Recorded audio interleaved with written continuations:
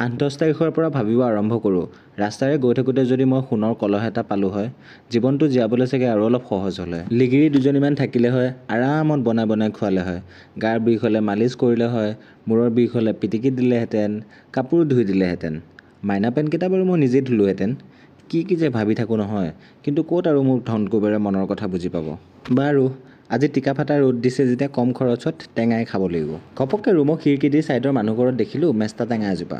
বোলো খুৰী মেষ্টা টেঙাৰ পাত কেইটামান লাগিছিল ঔষধৰ কাৰণে, দিব নেকি? আৰে ভাইটি পাতহে, লোৱা। হৈয়ে গ'ল নহয় মেনেজ। অকল মাছটো কিনিলেই হ'ল, পিঁয়াজ আদা নহৰু এইবোৰতো নালাগেই টেঙা আঞ্জাত। তেনেহ'লে পলম নকৰি আৰম্ভ কৰোঁ টিকা ফটা ৰ'দ স্পেচিয়েল মেচকা টেঙাৰে মাছৰ জোল। যিহেতু মৰমৰ ৰ'দটোৱে ৰাতিপুৱা 7 বজাতে 12 বজাৰ ফিল দিছে, সেই হেতুকে প্ৰথমতে 1 মগ চৰবত বনাই লৈছোঁ আৰু এই হাতে আলু কেইটামান বইল হ'বলৈ দিলোঁ। আজি মোৰ মৰমৰ লাল চাহৰ জেগাত ডাইৰেক্ট 1 মগ চৰবতহে খাইছোঁ। বাকী যি হয় দেখা যাব, অলপমান যদি ক্ষীণাও ভালেই হ'ব। আৰু এইফালে মোৰ পোৱা লগা কুকাৰটোত আলুকেইটা চিটি মৰুৱাই ল'লোঁ।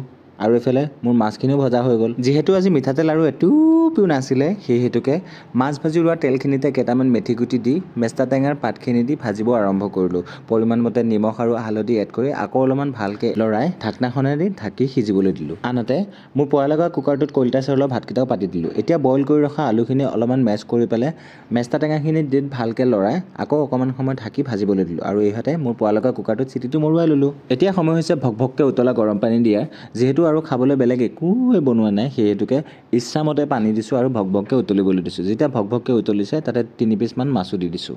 আনহাতে মোৰ ফাৰ্ষ্ট কপি লোহাৰ কেৰাহীটো পাতি দিছোঁ আৰু যিহেতু মিঠাতেল এটুপিও নাছিলে, সেই হেতুকে ৰিফাইন দিয়ে ঢেকীয়াখিনি ভাজিবলৈ লৈছোঁ। তেল গৰম হোৱাৰ পিছতে এটা মিডিয়াম চাইজৰ পিঁয়াজ আৰু কেইটামান কেঁচা জলকীয়া দি পেলাই কাটি ৰখা ঢেকীয়াখিনি ভাজিবলৈ আৰম্ভ কৰিছোঁ। পৰিমাণ মতে নিমখ আৰু হালধি এড কৰিছোঁ আৰু একদম শেষত কণী এটা দিছোঁ। যিহেতু কণীটো ডাঙৰ আছিল, সেই হেতুকে এটাই কণী দিছোঁ। পৰিমাণ মতে অলপমান নিমখ এড কৰি ভালকৈ লৰাই দিয়াৰ পিছতে ঢেকীয়া ভাজি ৰেডি হৈ গৈছে। আৰু এতিয়া ভাবিলোঁ যিহেতুকে টেঙা বনাইছোঁ, অকণমান দবাই খাব লাগিব, সেই হেতু কাৰণে অকণমান ওজনটো কমাই গা পা ধুই আহোঁ আৰু তেতিয়ালৈকে বস্তুখিনি অলপমান ঠাণ্ডাও হ'ব।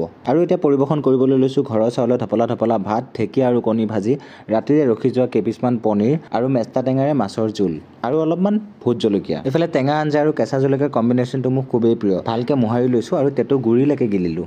শেষত খুৰীজনীক বহুত ধন্যবাদ জনাইছোঁ দেই।